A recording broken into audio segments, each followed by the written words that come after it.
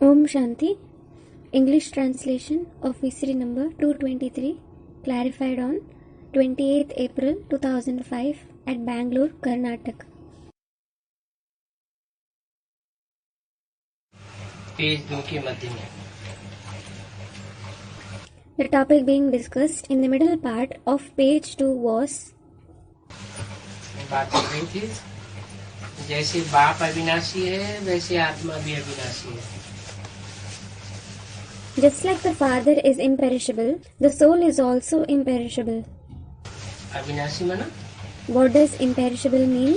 उसका पार्ट न आत्मा का विनाश हो सकता है न परमात्मा का पार्ट विनाश हो सकता है। Its role, that is, neither the role of the soul nor the role of the supreme soul can perish.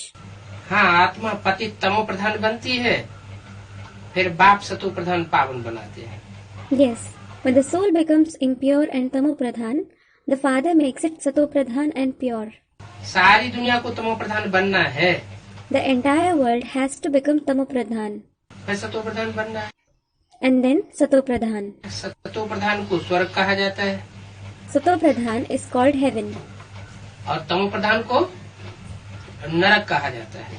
and tamo pradhan is called hell. वहाँ थोड़े मनुष्य थे, There were few human beings there. जहाँ पावन दुनिया होती है वहाँ थोड़े मनुष्य होते हैं, पतित दुनिया होती है तो नरक में ढेर होते हैं। There are few human beings in the pure world, while there are many in the impure world, that is hell. पतित दुनिया को पावन बनाने बाप को आना पड़ता है। The father needs to come to purify the impure world. माने बाप एवर प्योर है, It means the father is ever pure. Ever pure को क्या अच्छा लगेगा? So, what will the ever pure like? कौन सी दुनिया अच्छी लगेगी? Which world will he like? सतो प्रधान दुनिया उसकी रचना है तो अपनी रचना तो सभी को अच्छी लगती है।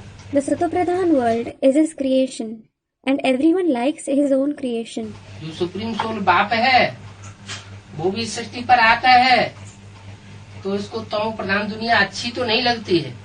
Though the Supreme Soul Father also comes in this world, he doesn't like the Tamopradhan world. लेकिन फिर भी उसको आना पड़ता है। Still, he needs to come here. क्यों? Why? क्योंकि उसका पार्ट अविनाशी है। It is because his role is imperishable. उसकी आत्मा में अविनाशी पार्ट भरा हुआ है। मैं तमो प्रधान दुनिया में ही आता हूँ और तमो प्रधान दुनिया को सतो प्रधान बना करके जाता हूँ। The imperishable role is contained in his soul. I certainly come in the Tamopradhan world and go upon making the Tamopradhan world into Satopradhan. तो मुझे आना पड़ता है। So, I need to come. उनको कहते ही है God father. That one is certainly called Godfather. अब तुम बच्चों ने मूल वतन को भी जान लिया। Now, you children have come to know the supreme abode as well. मूल मन What does mool, origin or root mean? जहाँ से झाड़ निकलता है। The part from which a tree grows. तो आत्माओं का भी झाड़ है और मनुष्य सृष्टि का भी झाड़ है। So, there is a tree of the souls as well as the human world. आत्माओं का झाड़ है, ब्रह्मलोक कहा जाता है, सोल वर्ल्ड कहते हैं अंग्रेज लोग। The tree of the souls is called Brahmalok. The Christians call it the soul world. और मनुष्य सृष्टि का झाड़ कहाँ से शुरू होता है? And from where does the tree of the human world begin? उसका बीज, उसकी जड़, उसका फाउंडेशन कहाँ पड़ता है? Where is the foundation of its seed and roots laid? संगम युग नहीं, स्थान। Student, in the confluence age. Not the confluence age. I asked you about the place. Student, in the corporeal world. साकार दुनिया में कहाँ से? From where in the corporeal world? Bharat में है। भारत में भी कहाँ? Student, in Bharat. Yes, in Bharat. But where in Bharat as well? परमधाम से। From the supreme abode. परमधाम में तो आत्माओं का झाड़ है। There is the tree of the souls in the supreme abode. मनुष्य सृष्टि का झाड़ तो है नहीं। there isn't the tree of the human world. है, मूल वतन को तुमने जान लिया है, You have come to know the supreme abode. तो मूल कहाँ से होता है शुरू? So, from where does the origin start? उसका मूल कहाँ है मनुष्य सृष्टि का? Where is the origin of the human world? ये भी जान लिया कि बाप भी अविनाशी है, आत्माएं भी अविनाशी है। You have also come to know that the Father as well as the souls are imperishable. तो मनुष्य सृष्टि का बाप भी अविनाशी है, आत्माओं का बाप भी अविनाशी है। So, the Father of the human world as well as the Father of the souls is imperishable. आत्माओं का मूल वतन है, जहाँ से आत्माएं मूल वतन से आती है। The supreme abode is the abode of the souls from where the souls come. तो मनुष्य सृष्टि कहाँ से आती है? So, from where does the human world come? व्यक्ति नहीं पूछा। Student, from Prajapita. I didn't ask about the person. स्थान पूछा। I asked about the place. Student, East Bengal, Kolkata. पूर्व बंगाल से आती है, हैं? पूर्व बंगाल से आती है। It comes from East Bengal. Student, from Kolkata. Calcutta से। From Kolkata.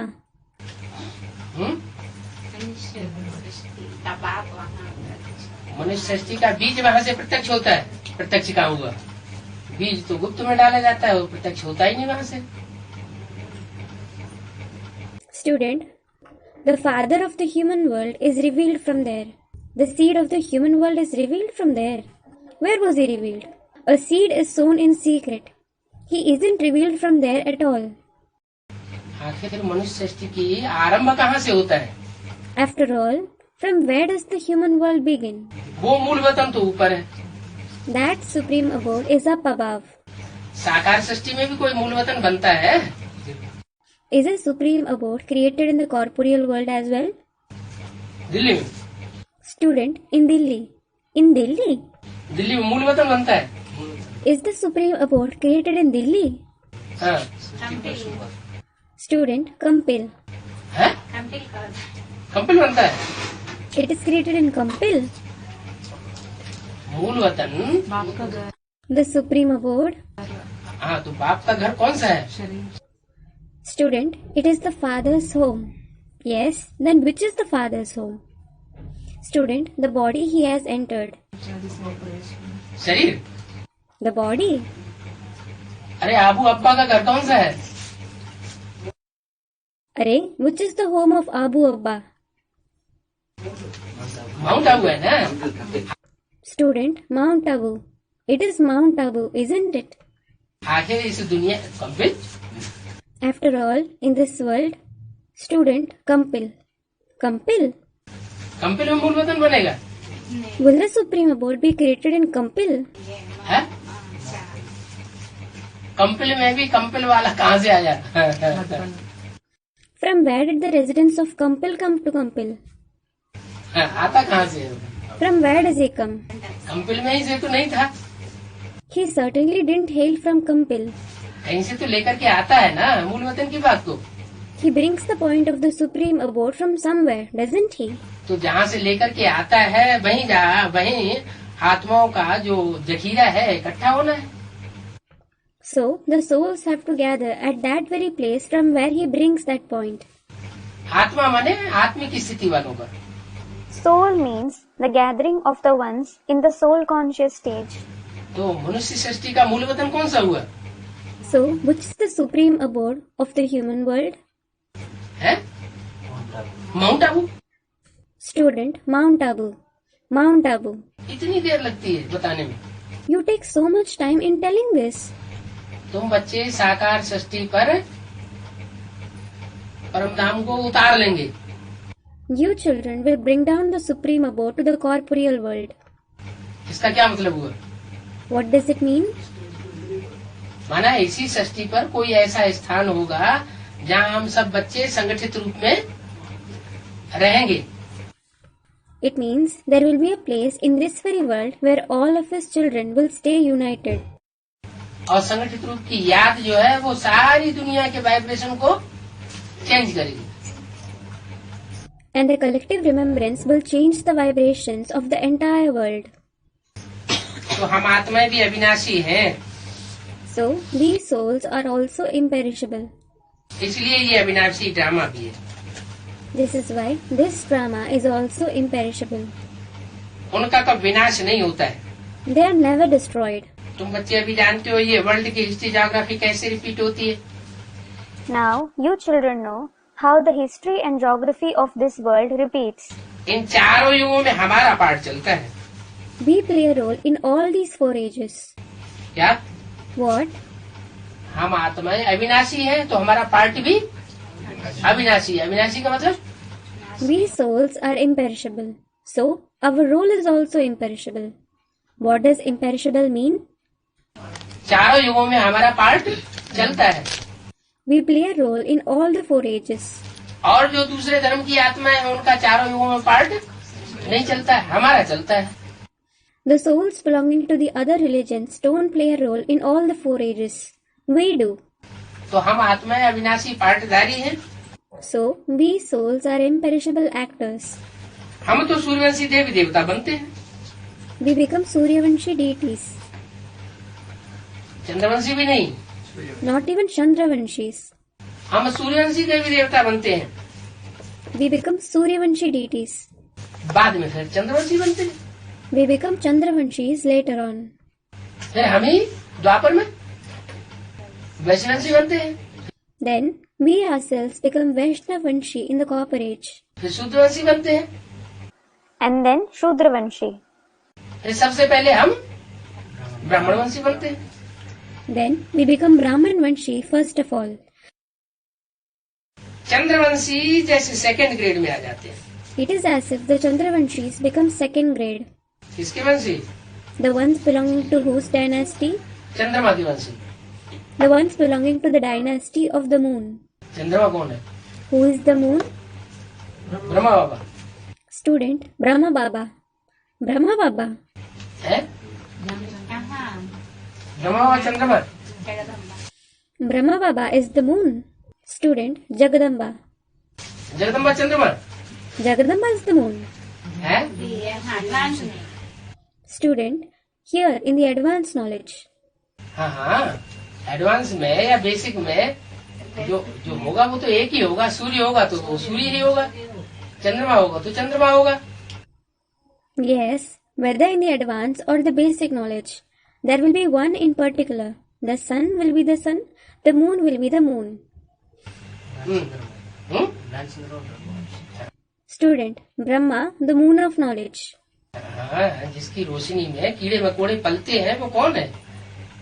कीड़े मकोड़ों को काटना भी सहन कर लेता है। Yes, who is the one in whose light insects and worms receive sustenance?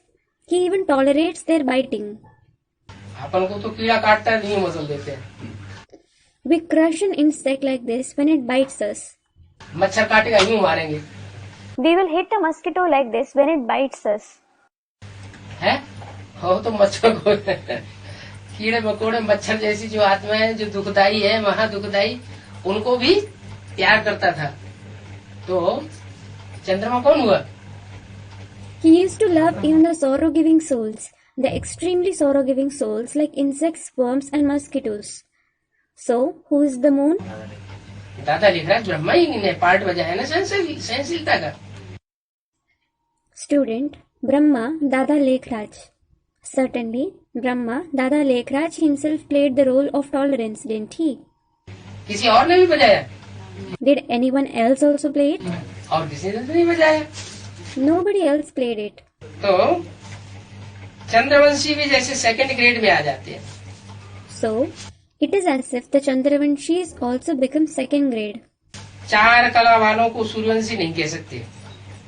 The ones with 4 celestial degrees can't be called Suryavanshi. न 8 कला वालों को, न 4 कला वालों को, न 14 कला वालों को। Neither the one with 8 celestial degrees, 4 celestial degrees, nor 14 celestial degrees can be called Suryavanshi. Suryavanshi किसे कहेंगे? Who will be called Suryavanshi? जो 16 कला संपूर्ण बनते हैं, जो पूरे 84 जन्म लेते हैं, उनको जो सूर्यवंशी कहा जाता है। Those who become complete with 16 celestial degrees and have the complete 84 births are called Suryavanshis.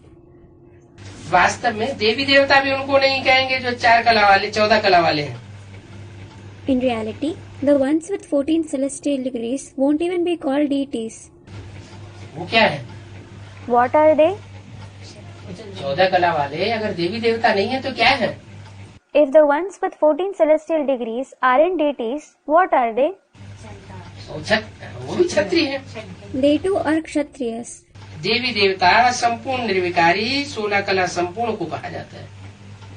The ones who are completely viceless and complete with 16 celestial degrees are called deities. माना? What does it mean?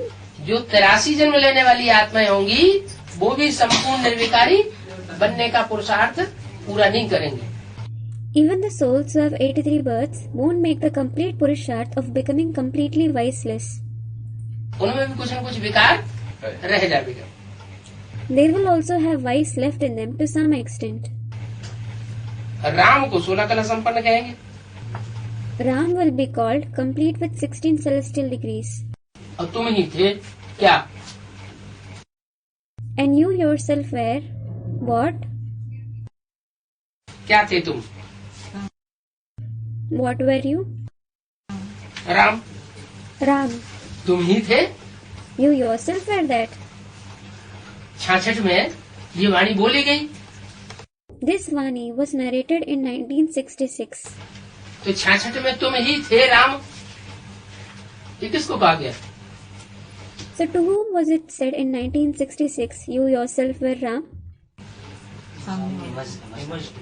Student, he brought him forth to his mind. हाँ, कोई आत्मा को बाबा ने emerge कर लिया। Yes, Baba brought forth a soul to his mind. और emerge करके बाबा उससे बात कर रहे हैं। And he is talking to him, saying, कि तुम ही राम थे, तुम्हारा ही 84 जन्मों का हिसाब समझाया जाता है। You yourself were Ram, the accounts of your 84 births are explained. क्या कहा? ब्रह्म कुमारियाँ क्या समझती हैं? What was said? What do the Brahma Kumaris think? है?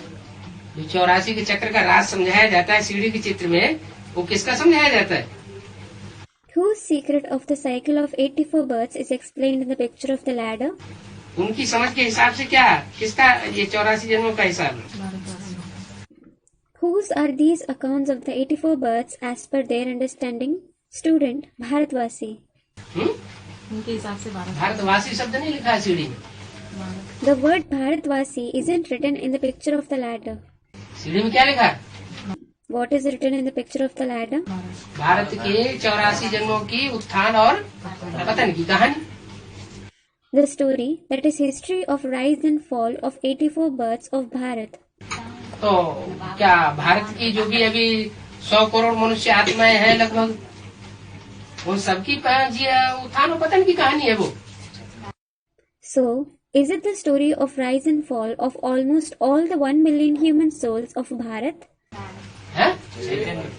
Students replied, हाँ, माना कोई एक आत्मा है स्पेशल जिसके पूरे 84 जन्मों की उत्थान और पतन की कहानी बताई गई है।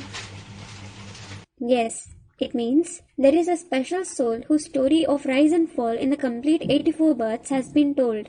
84 जन्मों का हिसाब समझाया जाता है। The accounts of the 84 births are explained. तुम सूर्यवंशी 16 कला संपूर्ण थे। You were Suryavanshi, complete with 16 celestial degrees. फिर चंद्रवंशी 2 कला कम।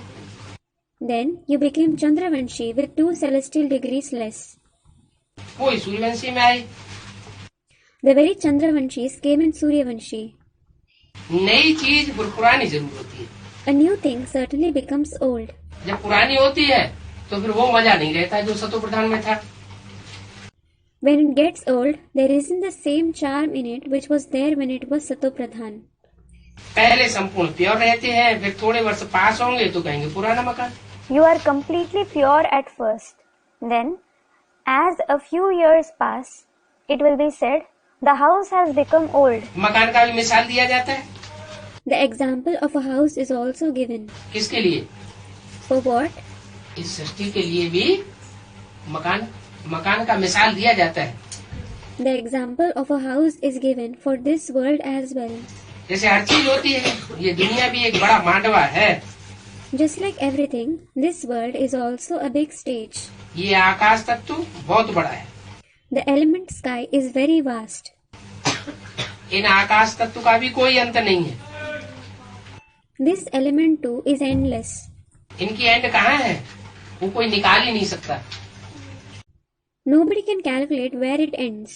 आकाश का भी अंत कोई नहीं निकाल सकता और सागर का भी कोई अंत नहीं निकाल सकता।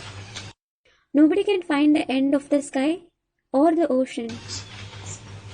चलते जाओ, एंड हो नहीं सकती। Keep walking, but there can be no end. ब्रह्म महत्त्व की भी कोई एंड नहीं होती। The element, great Brahma too, has no end. यहाँ साइंस वाले कितनी कोशिश करते हैं, Here, the scientists try so much, लेकिन कोई भी अंत देखने जा नहीं सकते, but nobody can go to see the end. अंत पा ही नहीं सकते।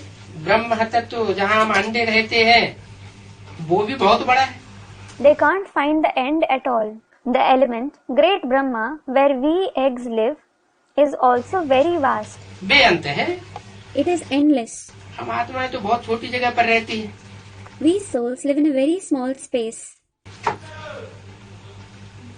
ये क्या बात हुई What is this? है? हम आत्माएं तो बहुत छोटी जगह पर रहती है, माने कहाँ रहती हैं? What does we souls live in a very small space mean? Where do we live?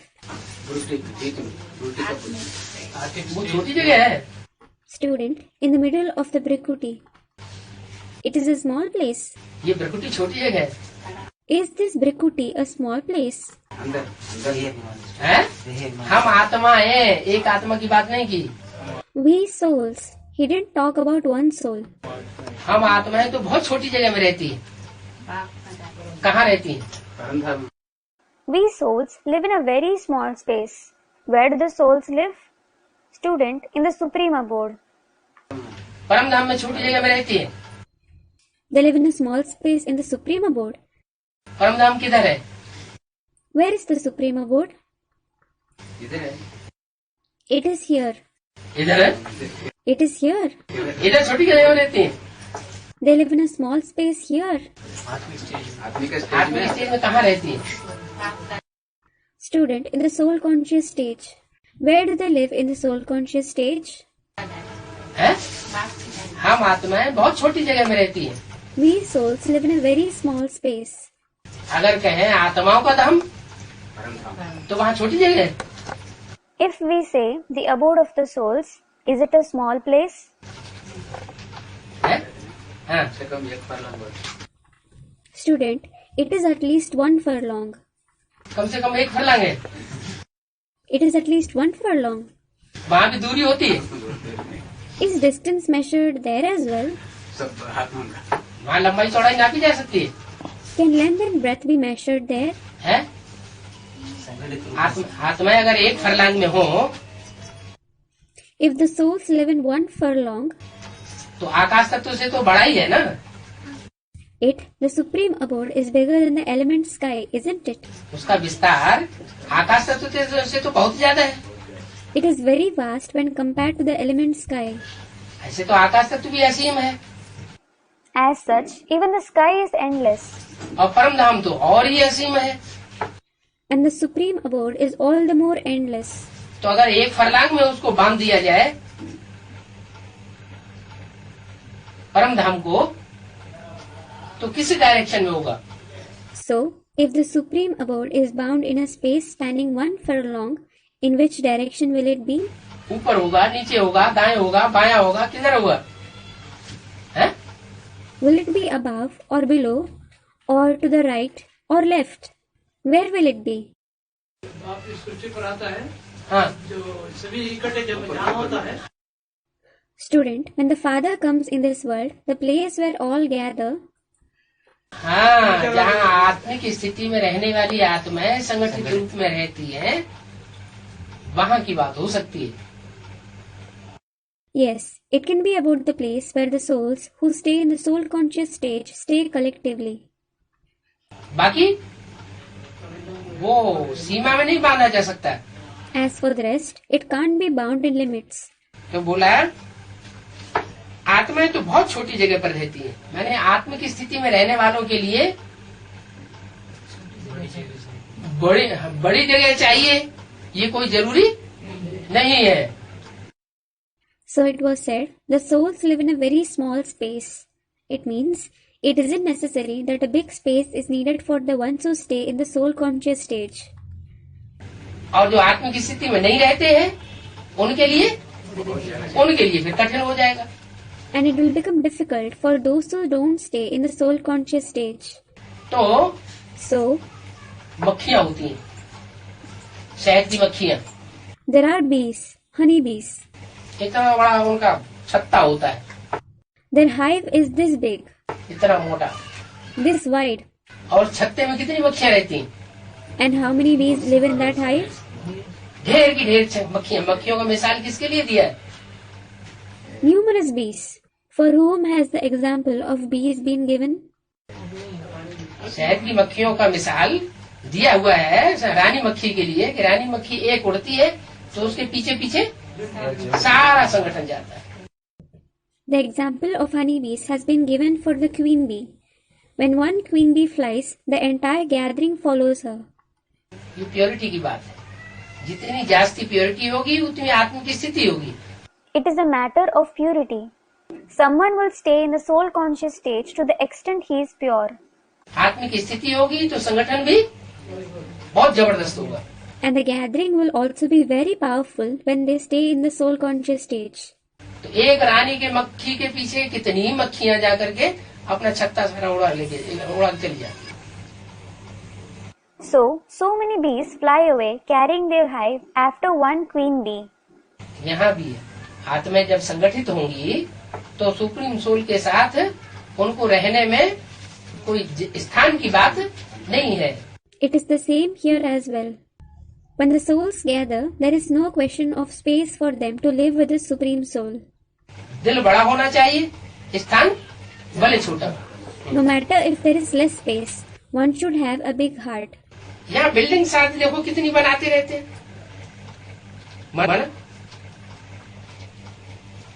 Look, they keep building so many buildings, etc. here. What does it mean?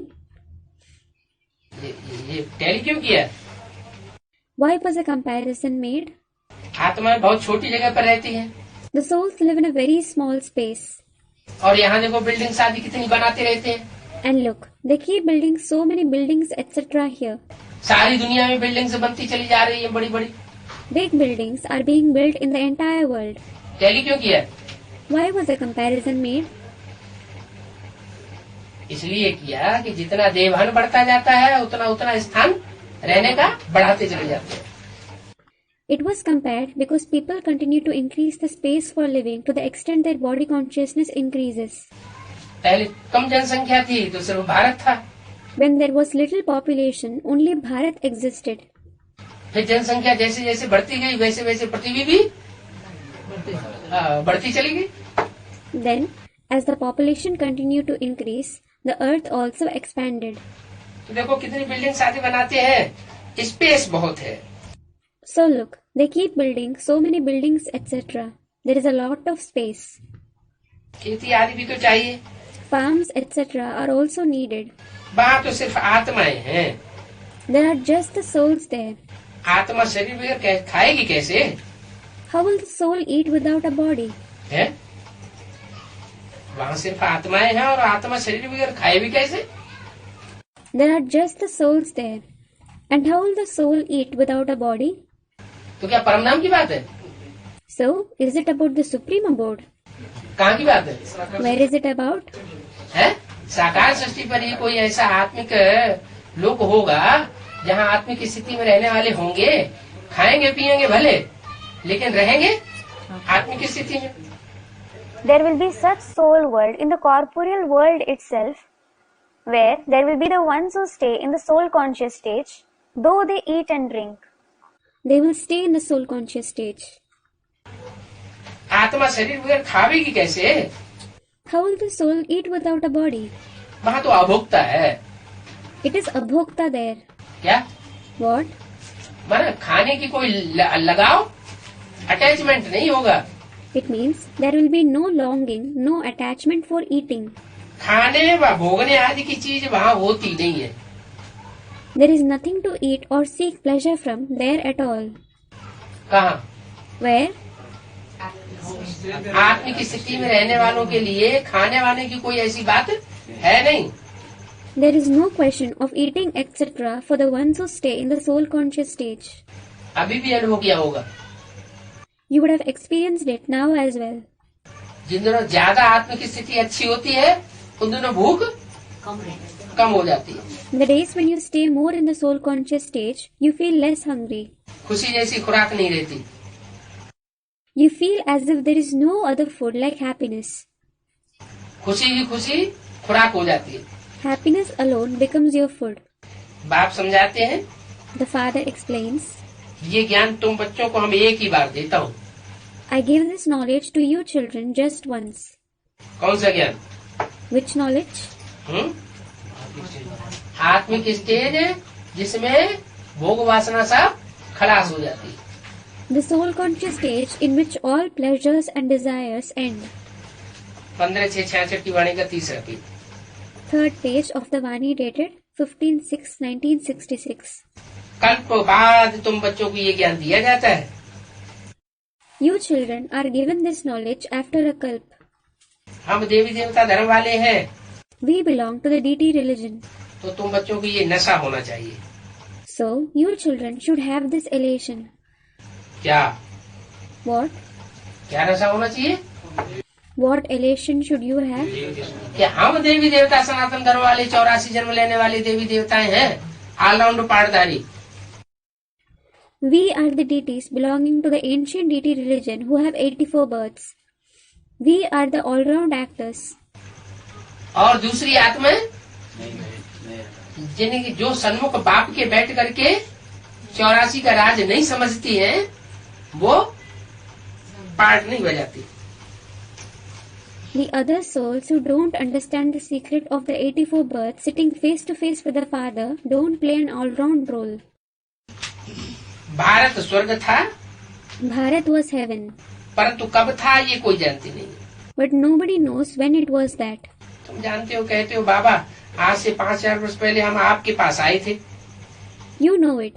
You say, Baba, we had come to you 5000 years ago. शूद्र से ब्राह्मण बनने के लिए आए थे। We had come to become Brahmins from Shudras. अब फिर हम आपके पास आए हैं। Now we have come to you again. क्या कहा What was said? है? जो देवी देवता सनातन धर्म वाले हैं उनको ये नशा होना चाहिए। Those belonging to the ancient deity religion should have this elation. कि पहले भी हम आए थे, आपके पास किस लिए आए थे? We had come earlier as well. They should think, why had we come to you? शूद्र से देवता बनने के लिए। To become deities from Shudras. शूद्र से ब्राह्मण भी नहीं। Not even Brahmins from Shudras.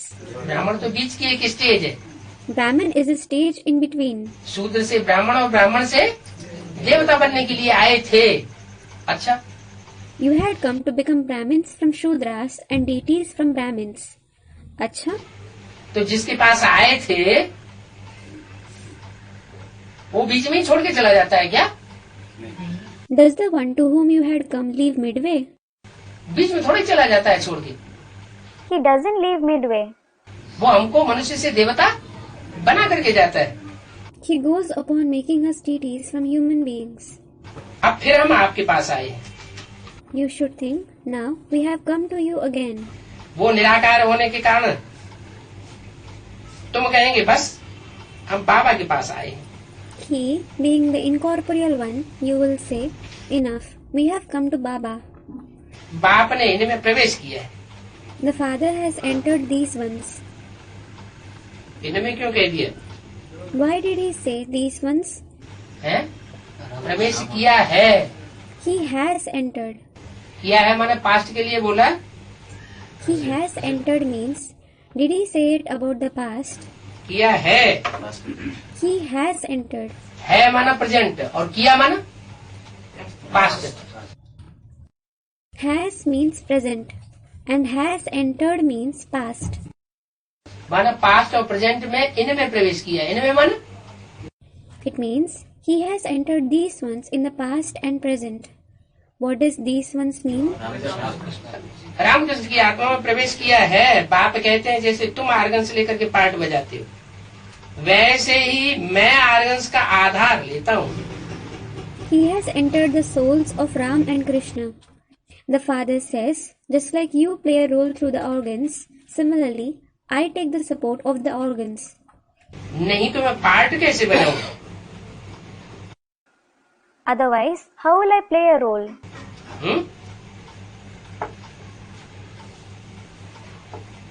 Part बजाने के लिए मैं आर्गन्स का आधार लेता हूँ।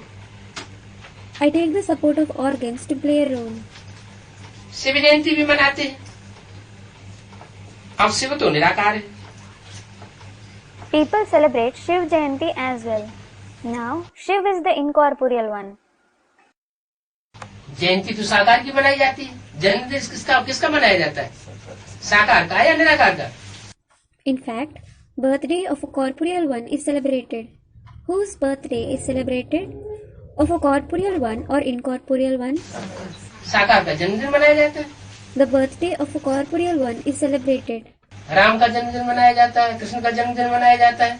The birthday of Ram and Krishna is celebrated. Shiv तो निराकार है। Shiv is the incorporeal one. भक्ति मार्ग में शिव का जन्मदिन मनाया जाता है कि शिव जयंती मनाई जाती है या शिवरात्रि मनाई जाती है? Is the birthday of Shiv or Shiv Jayanti or Shivratri celebrated in the path of bhakti? Shivratri मनाते हैं। They celebrate Shivratri. तो उनकी जयंती कैसे हुई? So, how is it possible that he has a birthday? बाबा पूछ रहे हैं। Baba is asking. है ये ब्रह्मा कुमार कुमारियां मनाते रहते हैं 38वीं शिव जयंती, 40वीं शिव जयंती, 68वीं शिव जयंती, तो उन्हें कैसे मालूम है कि 68वीं शिव जयंती है? How do the Brahmakumar Kumaris who keep celebrating the 38th, 40th, 68th Shiva Jayanti know that it is the 68th Shiva Jayanti? Shiv की प्रवेशता का तो पता नहीं चलता, कब आया कब चला गया। Nobody comes to know about the entrance of Shiv as to when he entered and when he left. तो जब पता ही नहीं चलता फिर वो कैसे मनाते हैं? So, when nobody comes to know it, how do they celebrate it? हैं? उनकी जयंती कैसे हुई? How is it possible that he has a birthday? कैसे का जवाब क्या हुआ? What is the answer to how? Students replied, हैं? ना, वो झूठी जयंती मनाते हैं। no, they celebrate the false birthday. भक्ति मार्ग वालों की देखा दूनी मनाते हैं। They celebrated imitating the people of the path of bhakti. Shiv Jayanti कैसे हुई? मनुष्य तो शरीर छोड़ जाके दूसरा जन्म लेते हैं। How is Shiv born? Human beings leave their body and are born again. बाप कहते हैं मैं कैसे आए तुम बच्चों को राजयोग सिखाऊं? The father says, how will I come and teach you children Rajyog? मनुष्य से देवता बनाने के लिए राजयोग चाहिए। Rajyog is needed to make the human beings into deities. बाप कहते हैं हम ही आए सिखाता हूँ। The father says, I alone come and teach you Rajyog. मुझे ही पतित पावन ज्ञान का सागर कहते हैं। I alone am called the purifier of the sinful, the ocean of knowledge. मुझे ही सारी आदि मध्यंत का मालूम है। I alone know the complete beginning, middle and end. इस जड़ झाड़ को भी मनुष्य जानते हैं। Human beings know about this inner tree as well. जड़ झाड़ की आदि मध्यंत की हिस्ट्री मनुष्यों के पास है, जानवरों को थोड़ी पता है। Human beings have the history of the beginning, middle and end of the inner tree. Animals don't know it. जानवर थोड़ी जानेगा। And animals certainly won't know it. तो जड़त्व को भी जब जानवर नहीं जान सकते तो जो चैतन्य है उसके आदि मध्यंत का झाड़, जो झाड़ है चैतन्य झाड़ मनुष्य सृष्टि का, उसको कौन जानेगा? When the animals can't even know about their inner tree, The beginning, middle and end of the living human tree, who will know about the living tree of human world? जानवर जानेंगे क्या? Will animals know it? मगरमच्छ जानेगा? Will a crocodile know it? मच्छ का अवतार लेकर के आऊंगा। Will I incarnate as a fish and come? घोड़े का अवतार लेकर के आऊंगा, Will I incarnate as a horse and come? या सुअर का अवतार लेकर के आऊंगा? Or will I incarnate as a pig and come? Kutch मच्छ में व्यापक बताई दी है। They have said God is present in a tortoise and fish. Kach much. मैं जानवरों को पढ़ाई थोड़ी पढ़ाने आता हूँ। I don't come to teach animals. इस चैतन्य झाड़ की आदि मध्य अंत का ज्ञान देने के लिए मैं किस में हूँ?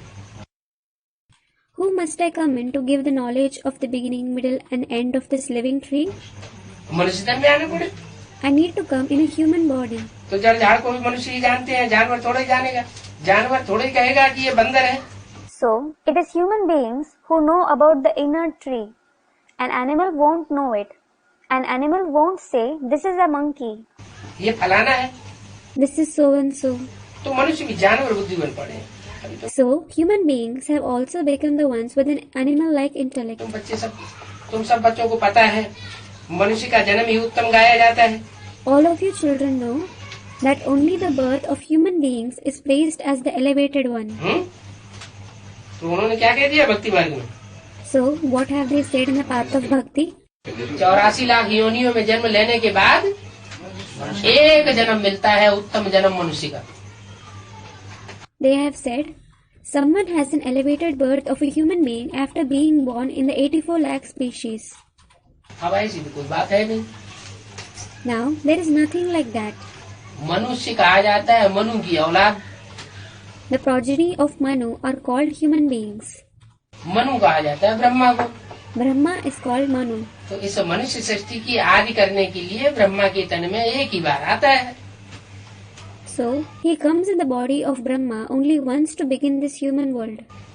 तो जो ब्रह्मा के बच्चे बनते हैं, मनु की औलाद बनते हैं, मनुष्य कहा जाता है। So, those who become the progeny of Brahma, the progeny of Manu, are called human beings. मनुआ कहते हैं ना, मनुआ किसको? They call it Manua, don't they? What? मन को, The mind. मन को मनुआ कहा जाता है ना। The mind is called Manua, isn't it? मन, बुद्धि और संस्कार। The mind, intellect and sanskars. तो मन बहुत चलायमान है, So, the mind is very inconstant. बहुत चंचल है। It is very fickle. तो सबसे जास्ती पतित भी कौन बनता होगा? So, what would become impure the most? है? Student, human beings. मन पहले पतित बनेगा कि मनुष्य पहले पतित बनेगा?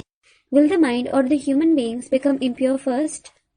मन पहले पतित बनता है। The mind becomes impure first. एक के पतित बनने से सब पतित हो जाते हैं, एक के पावन बनने से सब पावन हो जाते हैं। Everyone becomes impure when the one becomes impure, and everyone becomes pure when the one becomes pure.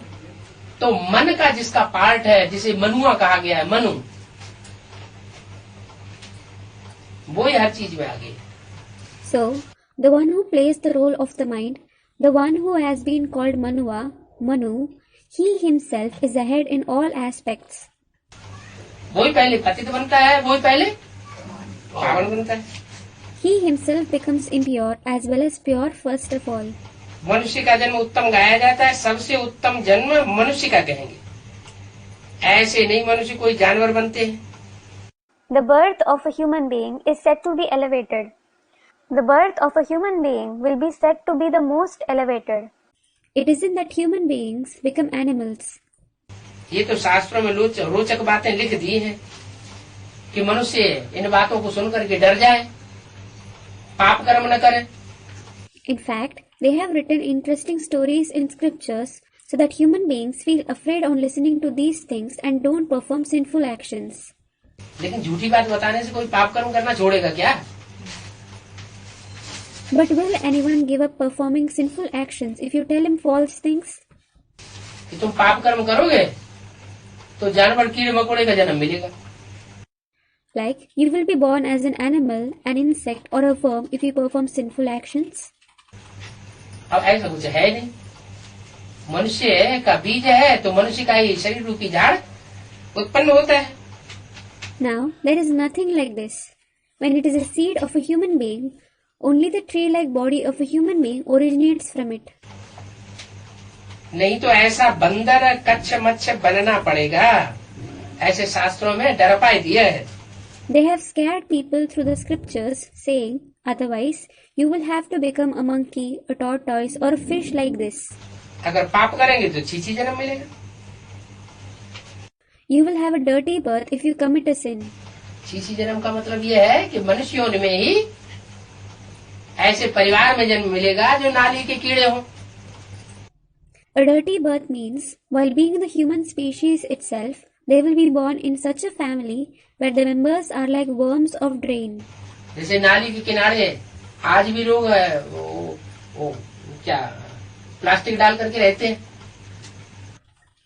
Just like people live alongside drains, putting plastic sheets even today. झोपड़ी बना के रहते हैं ना। They live in slums, don't they? कितनी बदबू आती है वहाँ पर। That place stinks so much. तो भी रहते हैं। Still, they live there. जैसे नाली का कीड़ा होता है, उसको नाली के कीड़े को अगर निकाल करके स्वच्छ जमीन पर रख दिया जाए,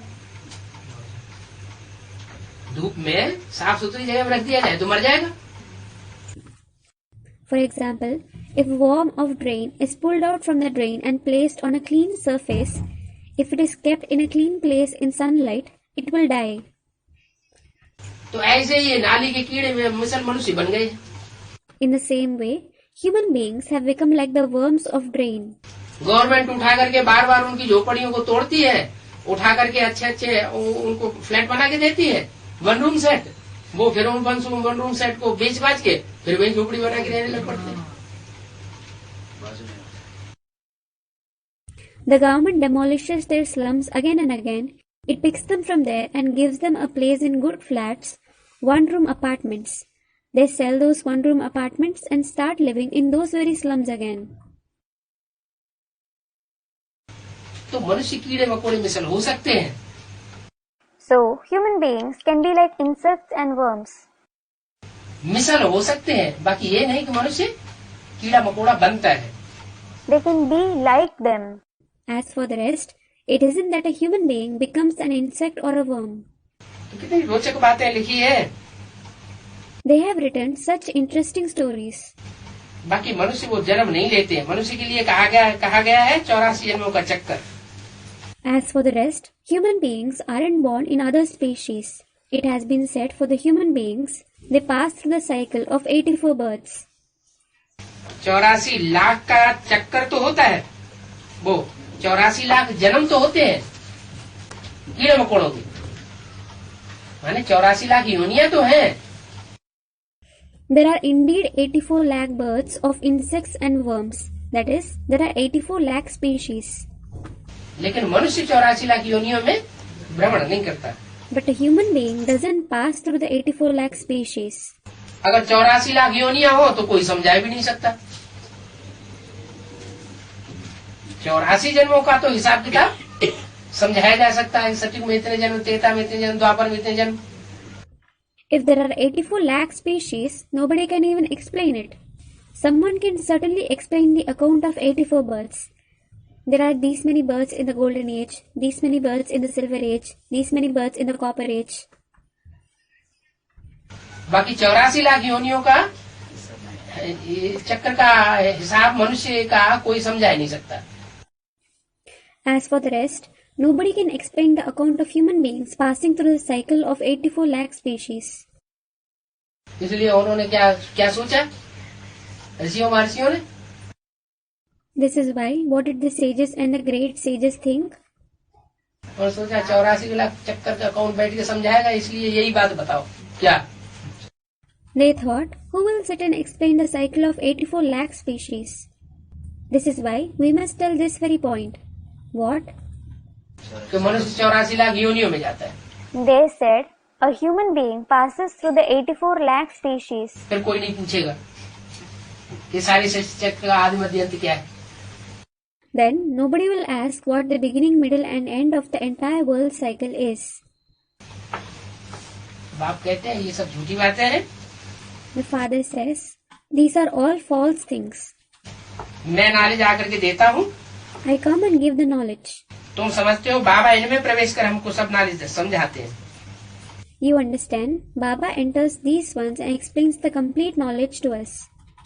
कोई कच्छ मच्छ में आकर के ये नॉलेज नहीं समझाते। हाँ, He doesn't come in a tortoise or a fish and explain this knowledge. Yes, Kutch मच्छ जैसे मनुष्य हैं।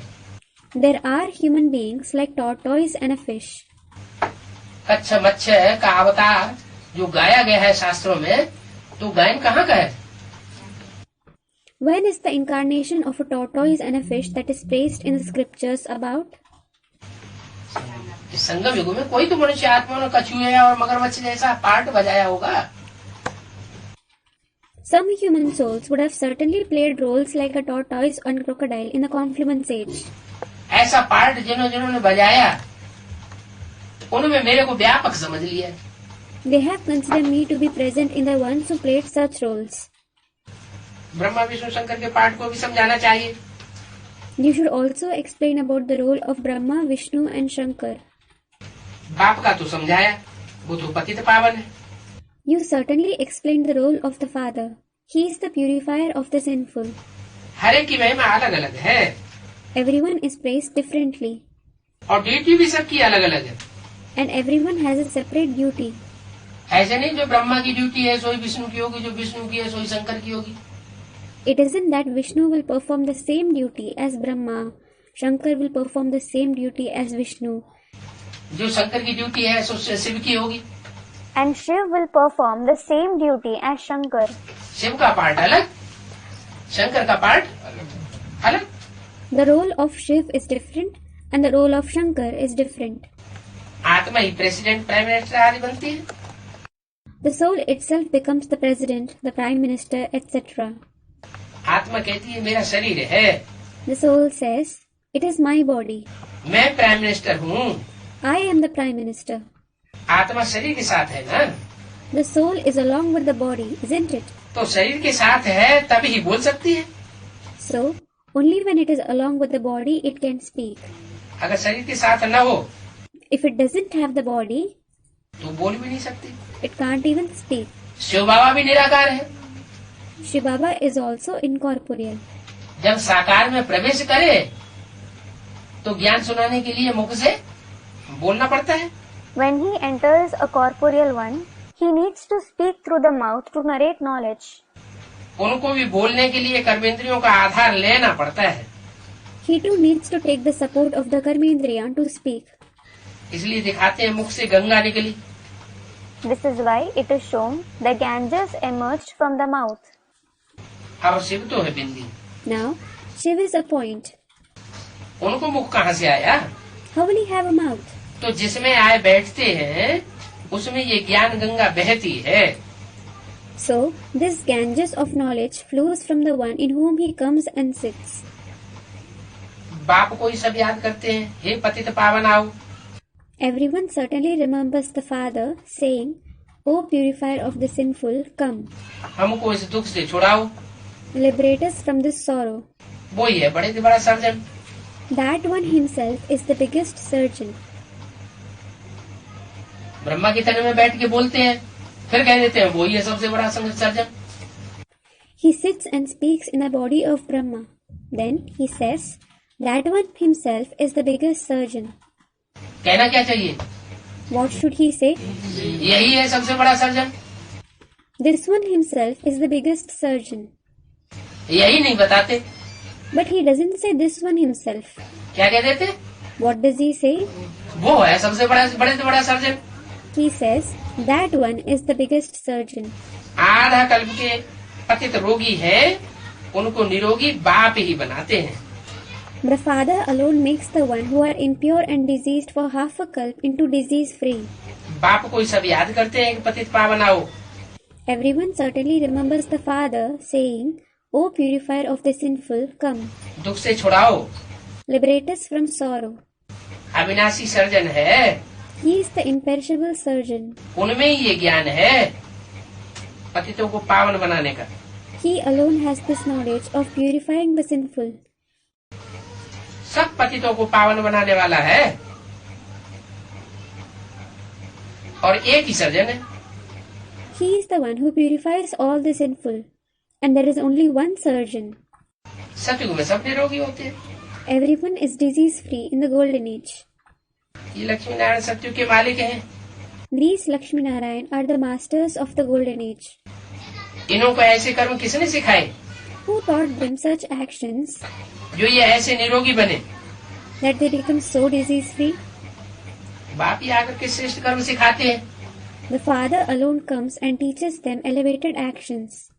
उस श्रेष्ठ कर्म से ये 21 जन्म के लिए पूरे निरोगी बन जाते हैं। They become completely disease free for 21 births through those elevated actions. यहाँ तो देखो कर्म कूटते रहते हैं। Look, people keep suffering the consequences of action here.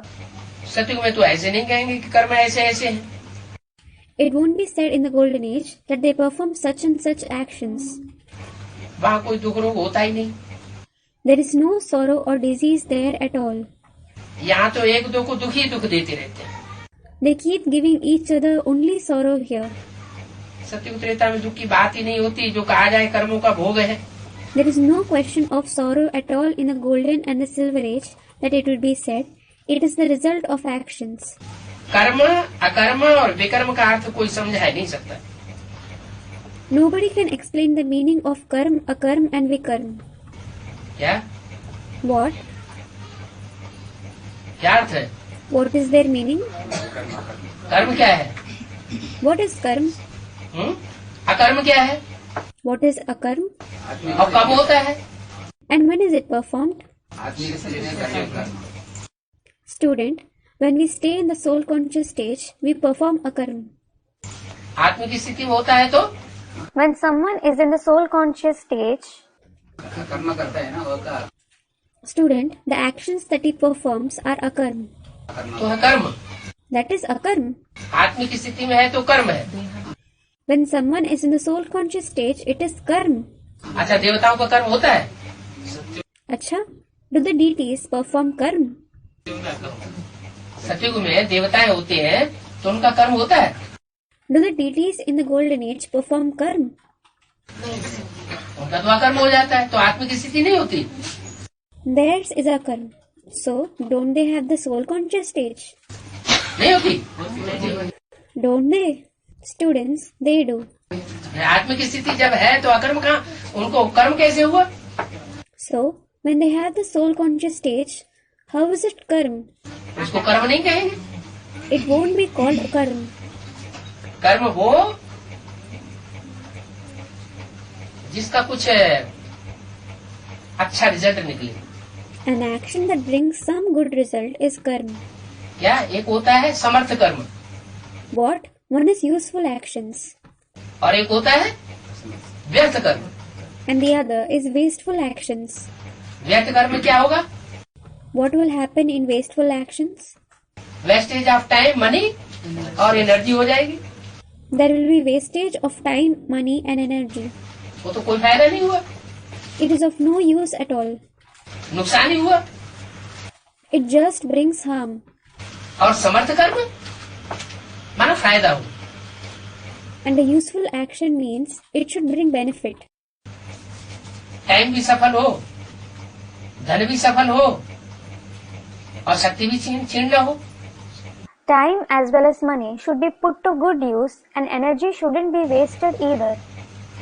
तो बाप आकर के कर्म की गति, गुह्य गति समझाते हैं।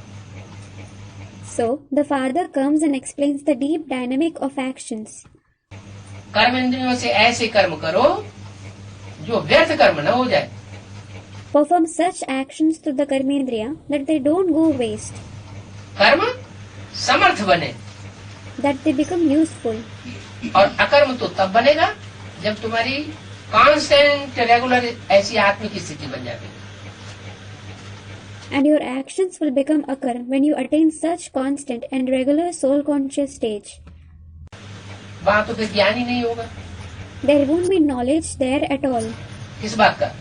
Knowledge about what? कर्मों का ज्ञान वहाँ नहीं होगा। सुकर्म हम अभी कर सकते हैं, सुकर्म देवता बनने के बाद नहीं होगा। There won't be knowledge of actions there. We can perform sukarm now. Sukarm means good actions. You won't perform sukarm after becoming deities. अभी जब आप आए हैं तो तुमको कर्म करना सिखाते हैं। Now, when the Father has come, He teaches you to perform actions. विकर्म करना तो नहीं सिखाएंगे। He won't teach you to perform vikarma. वे माने विपरीत, V means against. माने जो कर्म बाप सिखाते हैं उसके विपरीत अगर कर्म किया, श्रीमत के बरखिलाफ कर्म किया, तो वो बाप का सिखाया हुआ कर्म नहीं है। It means, if you perform an action against the actions which the Father teaches, if you perform an action against Srimad, it isn't an action taught by the Father. समझते हैं शास्त्र तो अनादि पढ़ते आए हैं, भक्ति अनादि है, परंतु अनादि क्या है? They think we have been reading the scriptures since eternity. Bhakti is going on since eternity. But what is eternal? क्या सतयुग से लेकर तुम पढ़ते हो? Have you been reading them since the golden age? कोई भी शास्त्र सतयुग से लेकर के पढ़ने की दरकार ही नहीं। क्यों? There is no need to read any scripture since the golden age at all. Why? क्यों नहीं होते सतयुग में? Student, there are no scriptures in the golden age. Why aren't they in the golden age? शास माना शासन करना। Shas means to rule. सतयुग में किसके ऊपर शासन करेंगे? कोई अनुशासनहीन होता है क्या? Who will you rule over in the golden age? Is anyone undisciplined there? वहाँ तो अनुशासनहीनता का नाम निशान नहीं होता। There is no name and trace of indiscipline there. वहाँ शासन की बात ही नहीं। There is no question of ruling there at all. क्या? What? प्रकृति का फुल कंट्रोल होता है। Nature has full control. प्रकृति ही सारा मुहैया कराती है। Nature itself provides everything. सतो प्रधान प्रकृति होती है। Nature is Sato Pradhan. वहाँ कोई किसी के ऊपर शासन नहीं करता। Nobody rules anybody there. जब द्वापर में दो कलाएं कम होती है तो थोड़ा थोड़ा अनुशासनहीनता बढ़ती है, लेकिन इतनी नहीं। When two celestial degrees fall in the copper age, slight indiscipline begins, but not so much जो उसको कहा जाए कि दुख दिया किसी को, that it would be said somebody gave sorrow to someone. और जब द्वापर से 8 कलाएं रह जाती है तब अनुशासनहीनता देखने में आती है। And when 8 celestial degrees are left since the copper age, indiscipline becomes evident. तब शासन की भी जरूरत होती है, तो शास्त्र भी बनते हैं। Then governing is also needed. So the scriptures are also made, that is written. शास्त्र बनते हैं माने अनुशासनहीन दुनिया शुरू हो गई। Scriptures are made means the undisciplined world has begun. द्वैतवाद किसी ने फैला दिया। Someone has spread dualism. एक मत में दूसरी मतें प्रवेश होने लगी। Opinion of others have started mixing in one opinion. लोग समझते हैं शास्त्र अनादि पढ़ते चले आए, People think they have been reading scripture since eternity. लेकिन अनादि की बात ही नहीं। But there is no question of eternity at all. शास्त्र बनते ही तब है जब मनुष्य अनुशासनहीन बन जाते हैं, देहभानी बन जाते हैं। Scriptures are written only when human beings become undisciplined and body conscious. आत्मिक स्थिति खलास हो जाती है, When their soul conscious stage ends. तो कुछ भी समझते नहीं है। So they don't understand anything. ये सब परमात्मा के पास जाने के रास्ते हैं कह देते हैं। They say all these are the ways to reach the supreme soul. अब सारे ही परमात्मा के पास रास्ते जाने के हैं क्या? Now, are all these the ways to reach the supreme soul? कोई पहाड़ी है क्या जाने के लिए कि इधर से चढ़ेंगे तो भी उसी चोटी पे पहुंचेंगे, इधर से चढ़ेंगे तो भी चोटी पे पहुंचेंगे, चारों ओर से चढ़ेंगे तो भी ऊपर चोटी पे पहुंचेंगे? Is it a mountain that if you climb from here or there or from any of the 4 directions, you will reach the same peak above? तो ऐसी कोई स्थूल चोटी है क्या? So, is there such physical peak? ऐसी तो कोई बात नहीं। It is nothing as such सब परमात्मा के पास जाने के रास्ते, that all the paths lead to the Supreme Soul. Christians का, क्राइस्ट का बताया हुआ रास्ता, मोहम्मद का बताया हुआ रास्ता, अरे सारे रास्ते कैसे हो सकते हैं उसके पास पहुंचने के? Like the path of the Christians showed by Christ, the path showed by Muhammad. Arey, how can all paths lead to him? Mohammad जो रास्ता बताएगा तो किसके पास पहुंचाएगा? Where will Muhammad lead you through the path that he tells? है मोहम्मद के पास पहुंचाएगा। He will lead you to Muhammad. Mahatma Buddha जो रास्ता बताएंगे वो किसके पास ले जाएंगे? Where will Mahatma Buddha lead you through the path that he tells? वो अपने पास ले जाएंगे। He will lead you to himself. बाप कहते हैं ये कोई भी मेरा रास्ता नहीं बताते जो असली रास्ता है, मैं असली रास्ता बताता हूँ। The father says, nobody among them tells the true path, which is my path. I tell you the true path. जो तुमको जन्म जन्मांतर का सुख देगा, which will give you happiness for many births. 21 जन्म के सुख की तो बात है कि मैं 21 जन्म का पूरा ही सुख देता हूँ। It is about the happiness for 21 births indeed, that I give you the complete happiness for 21 births. लेकिन 21 जन्म के आधार पर तुम्हारे अंदर जो पुरुषार्थ करने के संस्कार पड़ते हैं, उन संस्कारों के आधार पर तुम अगले 63 जन्मों का भी अपना सुख नूद सकते हो। But you can ascertain your happiness for the next 63 births on the basis of the sanskars of making Purusharth for 21 births you record in yourself. वो तो भक्ति मार्ग में कह दिया है, ऐसे ही सब परमात्मा के पास जाने के रास्ते हैं।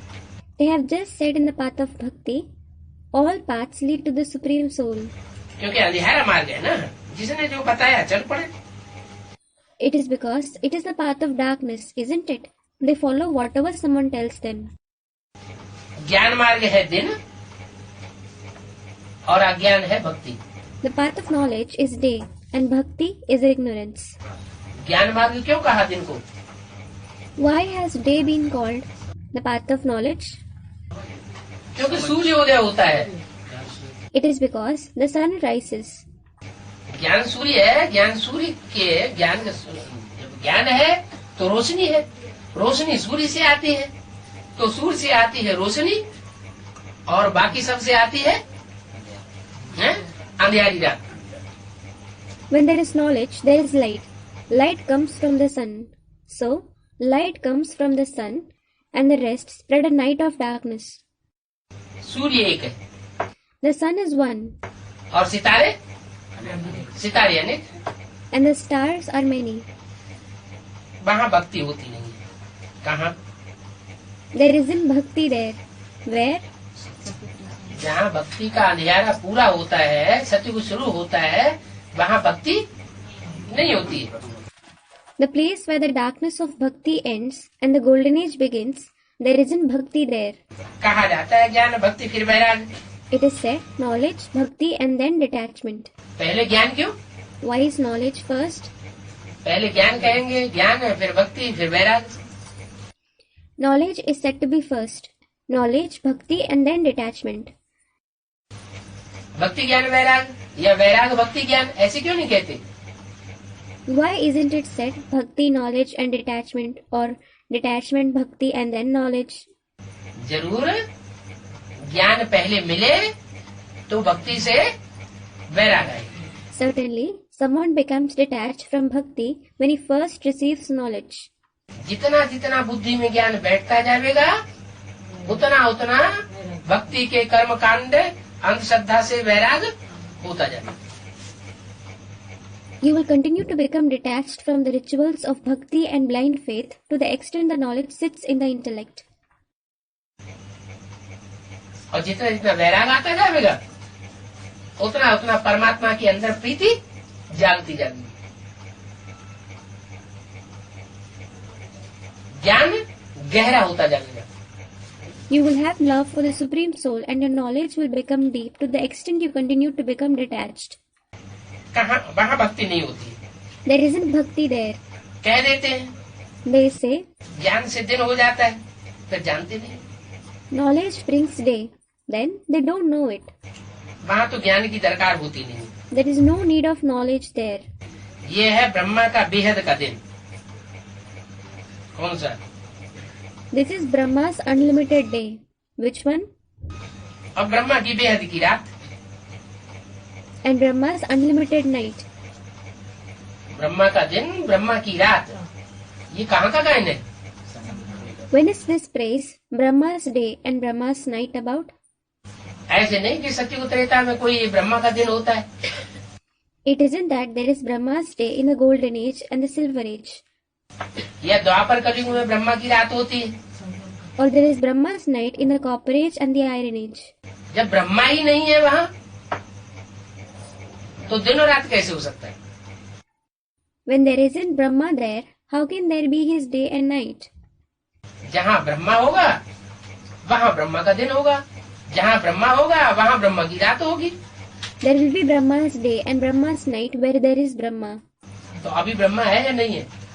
So, does Brahma exist now or not? Student, he is. है तो रात है कि दिन है? He is. So, is it night or day? दिन है। Student replied, it is day. दिन है, फिर ठोकरें खाते हैं या नहीं? If it is day, do you suffer blows or not? है? अगर ब्रह्मा है तो रात और दिन दोनों हो सकते हैं। When there is Brahma, there can be both, night and day. Brahma ही नहीं है तो रात भी नहीं हो सकती, दिन भी नहीं हो सकता। When there isn't Brahma, there can neither be night nor day. माना ब्रह्मा रात में भी होता है और ब्रह्मा दिन में भी होता है। ब्रह्मा रात में है तो ब्राह्मण भी रात में होंगे, कुछ न कुछ परसेंटेज में होंगे जरूर। It means Brahma exists in the night as well as the day. When Brahma is in night, the Brahmins will be in night as well. They will certainly be in night to some extent. और ब्रह्मा दिन है, ब्रह्मा का दिन है तो ब्राह्मण बच्चों का भी दिन होगा। And when it is Brahma's day, it will be the Brahmin children's day as well. ऐसे नहीं कि ब्रह्मा अंधेरे में हो और बच्चे उजाले में पहुंच जाए। It isn't that Brahma would be in darkness and the children reach light. ऐसे नहीं हो सकता। That can't happen. बेहद की रात है ब्रह्मा की, देखो कितना गायन है भक्ति मार्ग में। अभी तुम रात से निकल संगम पर खड़े हो। It is Brahma's unlimited night. Look how much it is praised in the path of bhakti. You are standing in the confluence age, having come out of darkness now. अभी तुम दिन में जा रहे हो। You are reaching day now. आधा कल्प रात में थे। You are in night for half kalp. भक्ति मार्ग में धक्के खाने पड़ते हैं। You need to suffer blows in the path of bhakti. भक्ति मार्ग में गुरु गोसाई जो कुछ कहते हैं वैसे वैसे धक्के खाते रहते हैं। You continue to suffer blows following whatever the Guru and holy men say in the path of bhakti. कोई गिरजाघर में धक्के खाता है, Someone suffers blows in churches. कोई मस्जिद में धक्के खाता है, कोई मंदिर में धक्के खाता है, कोई तीर्थों में धक्के खाता है। Someone suffers blows in mosques. Someone suffers blows in temples. Someone suffers blows in pilgrimages. ये धक्के खाने का राज कौन बताता है? Who tells you the secret of suffering blows? रास्ता कौन बताता है? Who tells you the path? भगवान आके बताता है? नहीं, Does God come and tell it? No. मनुष्य गुरु बताते हैं। Human gurus tell it. आधा कल्प रात। There is night for half a kalp. भगवान से मिलने के लिए देखो कितने धक्के खाते हैं। Look, they suffer so many blows to find God. ये भी समझ की बात है ना। कब से भक्ति मार्ग में आए? कब से आए भक्ति मार्ग में? It is also about understanding when you have started following the path of bhakti, isn't it? Since when did you start following the path of bhakti? है? Student, since the copper age. हाँ, जब से द्वैत पैदा हुआ, दो पुर बन गए, दो राज्य बन गए, दो धर्म बन गए, तब से हम अंधेरी रात में आ गए। Yes, we have come in the dark night since dualism started and 2 cities, kingdoms, religions started. अज्ञान अंधकार में आए तो दर ठोकरे खाते हैं। You suffered blows at every step when you came in the darkness of ignorance. Hindu convert हुए तो मुसलमान बन गए, हिंदू कन्वर्ट हुए तो क्रिश्चियन बन गए, हिंदू कन्वर्ट हुए तो बौद्धी बन गए। The Hindus converted to Muslims, the Christians and the Buddhists. तो सबसे जास्ती कौन से धर्म के लोग धक्के खाते हैं? So, the people belonging to which religion suffer blows the most? तुम बच्चे ही सबसे जास्ती धक्के खाते हो। Certainly, you children suffer blows the most. तो समझ की बात है ना, कब से भक्ति मार्ग में आए हैं। So, it is about understanding when you started following the path of bhakti, isn't it? तुम जानते हो You know, द्वापर युग से लेकर सबसे जास्ती भक्ति हमने की है, you have done bhakti the most since the Copper Age, और भक्ति में धक्के खाते हैं। and you suffer blows in bhakti. भक्ति आती है रावण से, Bhakti comes from Ravan, ज्ञान आता है राम से। and knowledge comes from Ram. Ram है एक Ram is one, और रावण है अनेक सिरों का संगात है Ravan. and the union of many heads is Ravan. भक्ति भी पहले अभी विचारी थी Bhakti was also unadulterated at first. है। दुनिया की हर चीज सतो प्रधान सतो सामान्य रजो और तमो, तो भक्ति भी जब शुरुआत होती है द्वापर की तो सात्विक होती है, सुखदायी होती है। Everything in the world passes through Sato Pradhan, Sato Samanya, Raju and Tamo. So, what about Bhakti as well? When the Copper begins, Bhakti is also sattvic and joy-giving. और बाद में भक्ति भी तामसी हो जाती है। And Bhakti also becomes Tamsi later on. भी क्यों लगा दिया? Why was the word also used? भक्ति भी Bhakti also.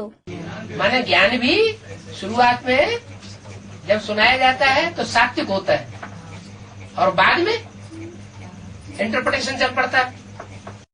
It means knowledge is also sattvic when it is narrated in the beginning, and interpretations start later on. तो interpretation सुनते सुनते लोग तामसी हो जाते हैं। So, people become Tamsi listening to the interpretations. एक में दूसरे की बात मिक्स कर दी, दूसरे में तीसरे की बात मिक्स कर दी, तो एक दूसरे से सुनते सुनते बेविचार ज्ञान हो जाता है। A second person mixes his opinion in what one says. The third one mixes his opinion in what the second person says. इसलिए कहा कि एक से सुनेंगे तो आप बेविचारी ज्ञान रहेगा, अनेकों से सुनेंगे तो बेविचारी ज्ञान हो जाएगा। So, the knowledge becomes adulterated listening from each other. This is why it is said, if you listen from the one, the knowledge will remain unadulterated. And if you listen from many, the knowledge will be adulterated. फिर बेविचारी भक्ति बनी है, हर एक चीज पहले सतो प्रधान फिर सतो रजो तमो बनती है। Then, bhakti has become adulterated. Everything is Sato Pradhan first, and then Sato Samanya, Rajo and Tamo. सतयुग में 5 तत्व भी सतो प्रधान रहते हैं, Even the 5 elements remain Sato Pradhan in the Golden Age. और अभी And what about now? 5 तत्व भी तमो प्रधान है। Even the 5 elements are Tamo Pradhan. हमारी आत्मा And what about our soul? है, वो भी तमो प्रधान है। That is also Tamo Pradhan. है संगम काएगा, Then, how is it the confluence age? तो हम तमो प्रधान युग में कलयुग में है या सतयुग में है? Are we in the Tamo Pradhan Iron Age or the Golden Age? संगम में, Student, in the confluence age. तो संगम में है तो जब हम संगम में है तो संगम में दोनों बातें होनी चाहिए ना। So, when you are in the confluence age, there should be both the things in the confluence age, shouldn't there? सात्विकता भी होनी चाहिए और तामसी वृत्ति भी होनी चाहिए। There should be Sattvikta as well as Tamsi Vritti.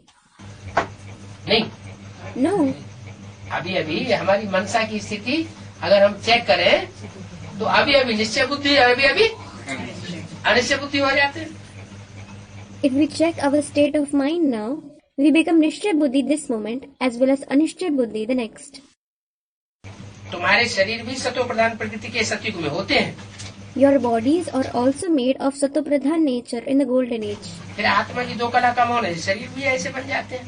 Then, as the celestial degrees of the soul fall by 2, the bodies also become like that. सृष्टि की भी 2 कला कम हो जाती है।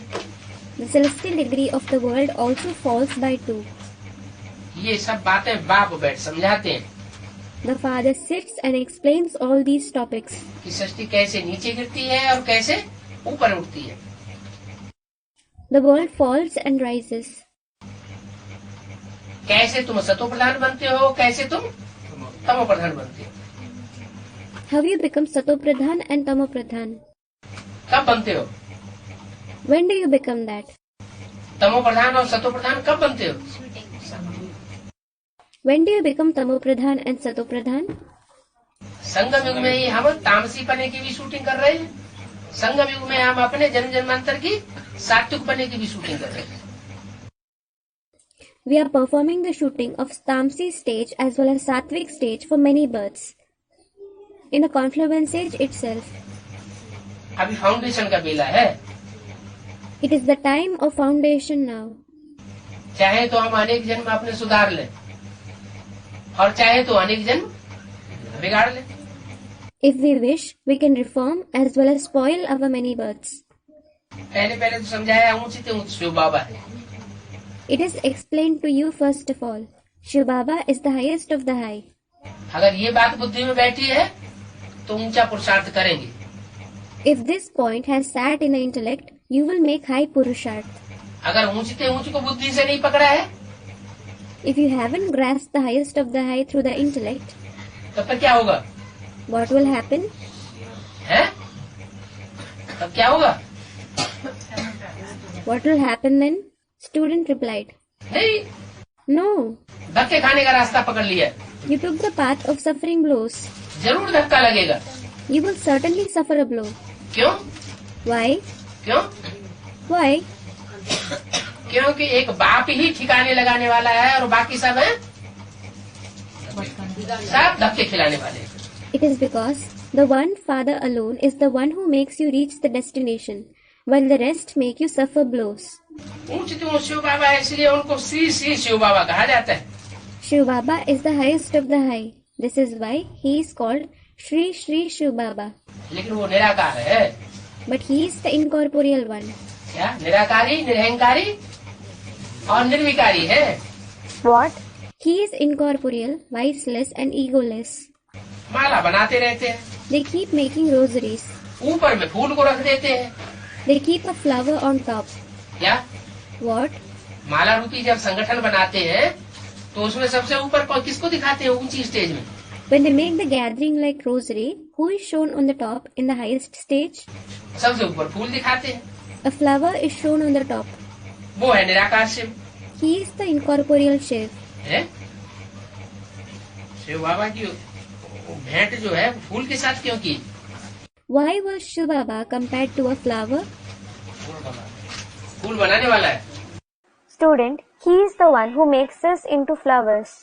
He is the one who makes flowers. किसको? Whom? कांटों को। Student replied, The thorns. कांटों को फूल बनाने वाला है। He is the one who makes the thorns into flowers. तो वो फूल और कांटा बनता भी है। So, does he become a flower and a thorn? जो फूल बनेगा सो कांटा भी बनेगा, The one who becomes a flower will become a thorn as well. कांटा बनेगा सो फूल भी बनेगा। The one who becomes a thorn will become a flower as well. तो शिव बाबा जो ऊपर फूल दिखाया गया है वो फूल जो है वो किसकी यादगार है?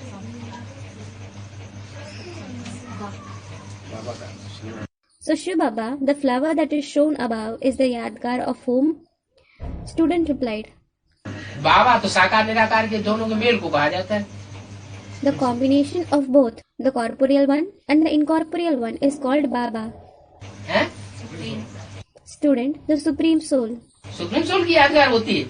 It is the Yadgar of the Supreme Soul. नहीं हम सुप्रीम सोल फूल बनता है। Does the Supreme Soul become a flower? जब फूल बनेगा तो कांटा भी बनना पड़े। If he becomes a flower, he will have to become a thorn as well. Student, it is the Yadgar of our souls. है? हम तो हाँ, आत्माएं फूल ही बनती हैं, आत्माएं कांटा भी बनती है। Yes, the souls become flowers as well as thorns. तो बड़े से बड़ा फूल किसको बताया? So, who has been said to be the highest of the high flower? Shiv बाबा को। Student replied, Shiv Baba. अरे अरे, बाबा ने तो ये बोला मैं बड़े से बड़े कांटे में प्रवेश करके उसको बड़े से बड़ा फूल बनाता हूँ। Baba has said, I enter the biggest thorn and make him the biggest flower. Student Prajapita. हाँ, Yes, माना इस सृष्टि पर आकर के ही परमात्मा जिस तन में प्रवेश करता है उस तन में प्रवेश करके ऐसी आत्मिक स्थिति फूल जैसी धारण करता है कि वो हल्की पड़े सबके लिए। It means the body the Supreme Soul enters upon coming in this world, he attains such a soul-conscious stage like a flower by entering that body that he seems light to everyone. क्या What? भारी ना हो जाए, जब हल्की हो जाए तो समझो संपन्न स्टेज है। He shouldn't seem heavy. If he becomes light, consider that it is the complete stage. अगर किसी के लिए भारी पड़ती है If it becomes heavy for someone, तो 14 कला वाले राम की आत्मा है। it is the soul of Ram with 14 celestial degrees. इसलिए राम को कौन से राजा रानी बताया? This is why, which king and queen has Ram been said to be? Ram Sita को खादी की राजा रानी बताया। Khadi Ram Sita have been said to be the king and queen of Khadi. Khadi की राजा रानी क्यों बताया? Why have they been said to be the king and queen of Khadi? मखमल की क्यों नहीं बताया? Why haven't they been said to be the king and queen of velvet? Khadi जो है वो सर्दियों के टाइम में गर्म होती है, माने सुखदायी होती है। Khadi is warm, that is comfortable during the winter. और गर्मियों के मौसम में ठंडी होती है, माने सुखदायी होती है। And cool, that is pleasant during the summer. और बरसात के मौसम में भारी हो जाती है, While it becomes heavy during the rainy season.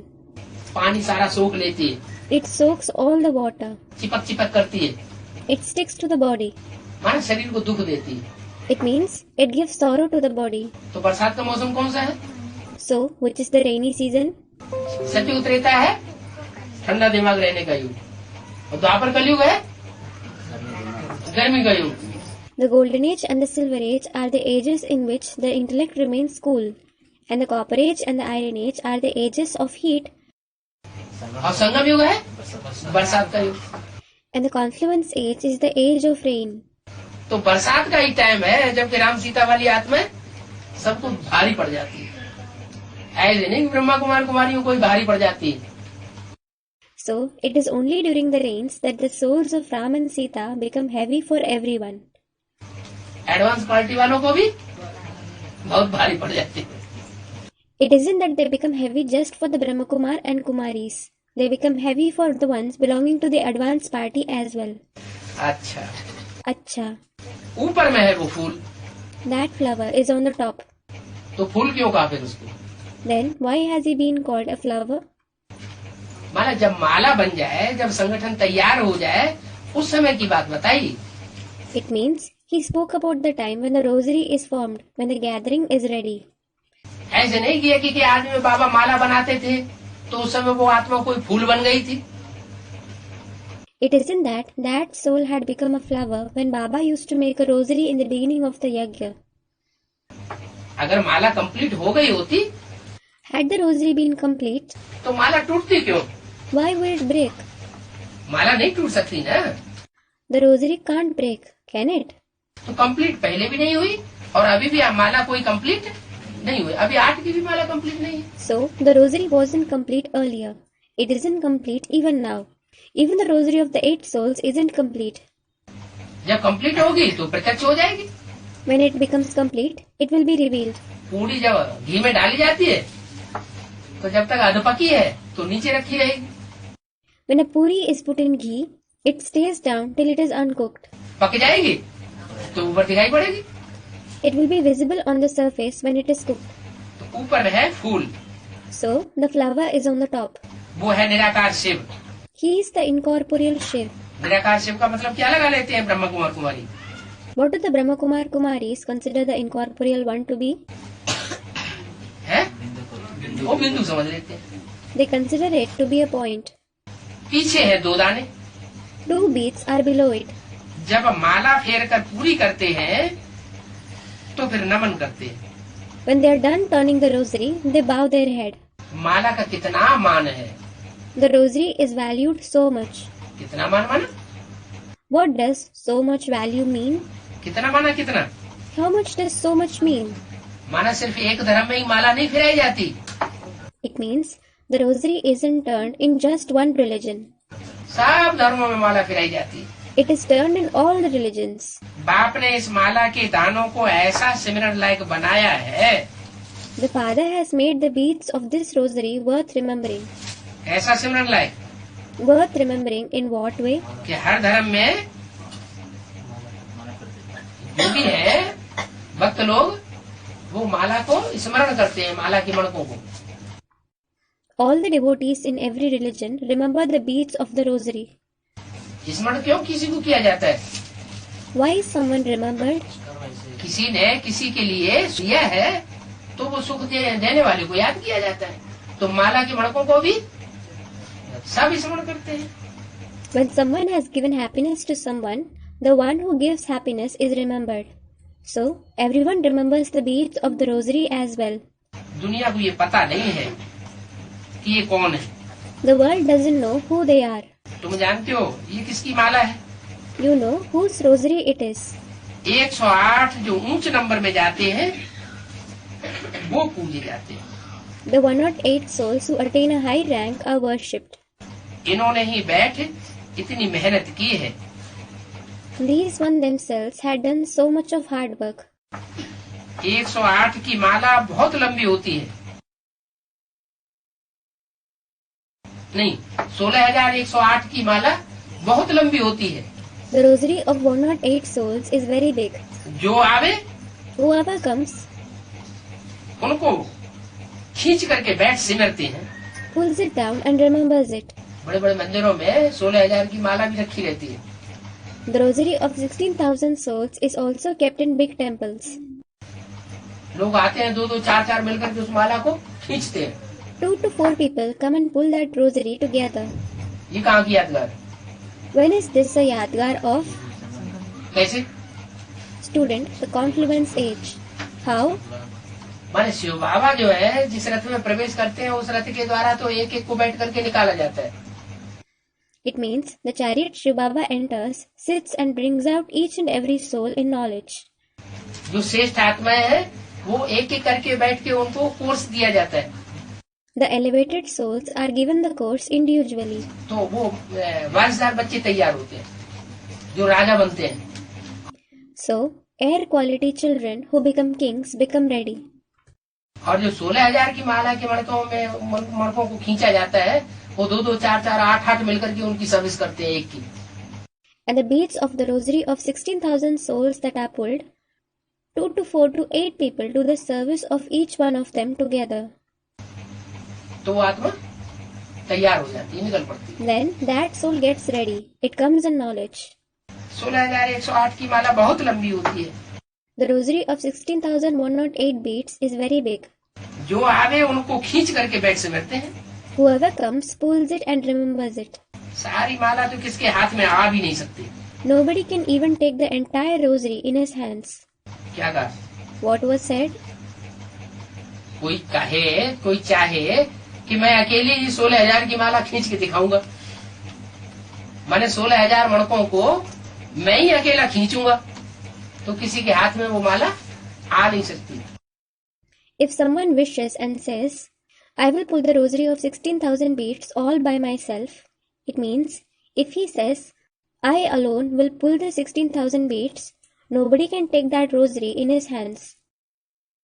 एक का काम नहीं है 16,000 की माला बनाना। It isn't the work of a single person to make the rosary of 16,000 beads. कितनों का काम है? It is the work of how many? संगठित रूप में बहुत आत्माओं का काम है। It is the work of many souls collectively. हाँ, Student, of everyone. सबका नहीं। Not everyone's. जो माला को पकड़ करके खींचते हैं वो खुद भी तो माला के मणके होंगे ना। Those who hold the rosary and pull it will themselves be the beads of the rosary, won't they? Powerful होंगे तभी तो दूसरे को खींचेंगे। They will pull the others only when they themselves are powerful. अगर खुद ही पावरफुल नहीं होंगे तो 16,000 के मणकों को खींचेंगे कैसे? If they themselves aren't powerful, how will they pull the beads of the rosary of 16,000? कोई फिर 8 के दानों की माला बनाते हैं, Some make the rosary of 8 beads. कोई 16,000 की माला बनाते हैं, Some make the rosary of 16,000 beads. कोई 108 की माला बनाते हैं। Some make the rosary of 108 beads. माला से इतना प्यार क्यों है? Why do they love rosary so much? जरूर है उस संगठन में आकर के सुख मिला होगा तो प्यार है। They would have certainly obtained happiness in that gathering. So, they love it. जिससे दुख मिलता है उससे प्यार होता है क्या? Does someone love the one from whom he receives sorrow? उसे तो नफरत आती है। In fact, he hates him. तो So, क्योंकि माला में जो दाने हैं वो बाप के मददगार बन सारे विश्व को पावन बनाते हैं। it is because the beads in the rosary become the helpers of the Father and make the entire world pure. क्या कहा? What was said?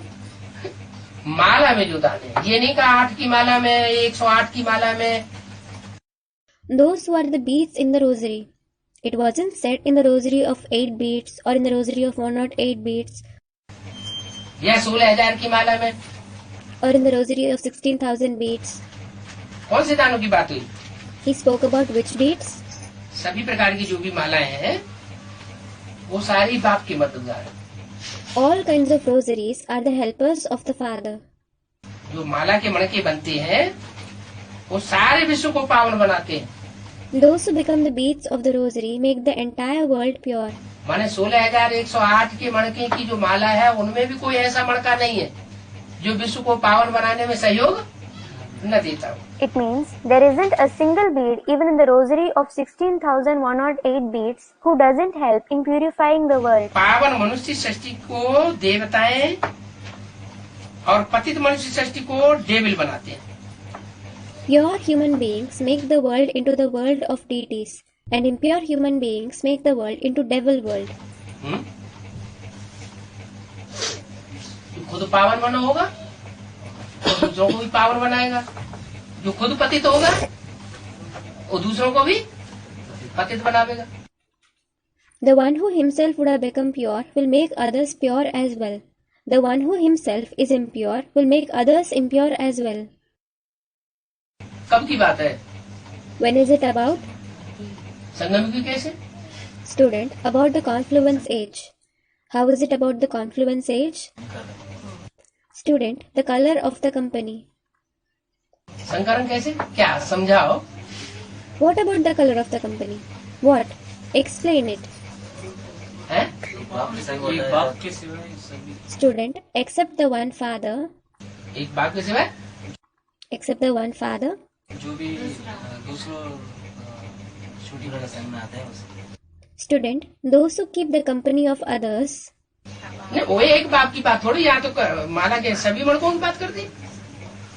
No, it isn't just about the one Father. He spoke about all the beads of the rosary here. अरे एक की बात थोड़ी की। He didn't speak about the one Father. यहाँ तो सभी मणकों की बात है। सारे विश्व को पावन बनाया है। It is about all the beads here. They have made the entire world pure. पावन बनाया है तो इसका मतलब यीशु के कार्य में सहयोग दिया है ना। When they have made it pure, it means they have helped in the work of God, haven't they? तो कुछ कोई है ऐसे असुर जो पतित बनाते हैं। So, there are some of such demons who make the world impure. कोई ऐसे हैं जो पावन बनाते हैं। There are some who make the world pure, पावन बनाने में सहयोग देते हैं बाप का। who support the Father in making the world pure. है? Student, there are both, the leftist and righteous ones. हाँ जी, Yes, राइटिस्ट और लेफ्टिस्ट की तो बात है ही। it is about the leftist and righteous ones indeed. अच्छा, जो सरेंडर बुद्धि होते हैं वो माला में आते हैं, जो नॉन सरेंडर होते हैं वो माला में आते हैं। Acha, do the ones who have a surrendered intellect or those who aren't surrendered come in the rosary?